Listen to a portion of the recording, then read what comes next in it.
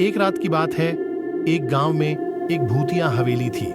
वहां कहीं भूतों की आत्माएं भटकती रहती थीं और लोग कहते थे कि उस हवेली में कुछ अजीबोगरीब चीजें होती हैं। एक रोज एक वीरान रात में तीन दोस्त उस भूतिया हवेली की तलाश में निकले। उनका नाम था रवि, अमित और नील।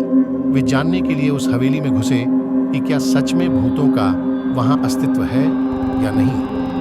हवेली में घुसते ही उन्हें अजीब सी आवाजें सुनाई दी। धीरे धीरे उन्हें महसूस होने लगा कि कुछ गलत है।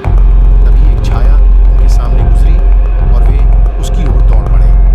वे उस छाया के पीछे भागते भागते हवेली के एक कमरे में पहुंचे जहां एक पुरानी किताब थी। रवि ने उसे खोला और उसमें लिखे शब्दों को पढ़ा। उसमें लिखा था, जो कुछ आप यहाँ ढूंढ रहे हैं वह आपके अंदर ही है।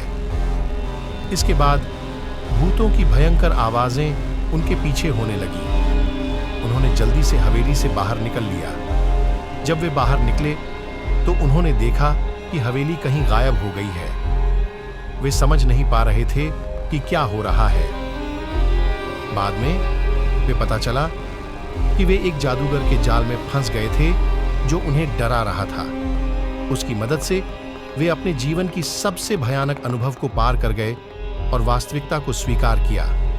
इस कहानी से हमें यह सीखने को मिलता है कि कभी-कभी हमारी धारणाएं हमें डरा सकती हैं, लेकिन वास्तविकता अक्सर कुछ और होती है।